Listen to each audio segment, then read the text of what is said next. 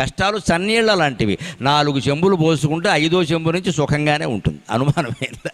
ఎంత చలికాలమైనా కానివ్వండి, అయ్యప్ప దీక్షల వాళ్ళు ఉంటారు, వాళ్ళు తెల్లారగట్ట 4 గంటలకు లేస్తారు, చన్నీళ్ళే స్నానం చేస్తారు, అందులో ఎవరు వేణీళ్ళు పోసుకోరు. ఎలా పోసుకుంటున్నారండి? ముందు 4 చెంబులు అయ్యప్ప స్వామియే అంటారు, అయిపోయిందంతే, మొత్తం ఆ మిగిలినంతా బాగానే ఉంది. అంతే, మనం అలాగే ఉండాలి. కష్టాలంతే, ముందు 4 కష్టాలు భరించగలిగితే తర్వాత ఆ కష్టం కూడా సుఖంగానే ఉంటుంది. ఎప్పుడూ కష్టాలు ఎక్కువ వస్తున్నాయంటే యువతరం ఒకలా ఆలోచించాలి. బాగా వాతావరణం ఉక్కబోస్తోంది అంటే వర్షం కురుస్తుంది ఖచ్చితంగా. వేసిన సెగ్గడ్డ ఉక్కబోస్తుందంటే వర్షం వస్తుంది. సెగ్గడ్డ ఇక్కడ వేసిన కురుపు బాగా సలుపుతోంది అంటే సంతోషించాలి, పగిలిపోతుంది అన్నమాట. అది బాగా ఉక్కబోస్తుంది అంటే వర్షం వస్తుంది. అంతేకాదు, వేడి నీళ్ళ కోసం అంటించిన కట్టెల పొయ్యి నుంచి బాగా పొగ వస్తుంది అంటే వెంటనే జ్వాల వస్తుంది ఖచ్చితంగా. అలాగే కష్టాలు నీ జీవితంలో కమ్మాయి అంటే భగవద్ అనుగ్రహం వర్షం రూపంలో కురవడానికి సిద్ధంగా ఉంది.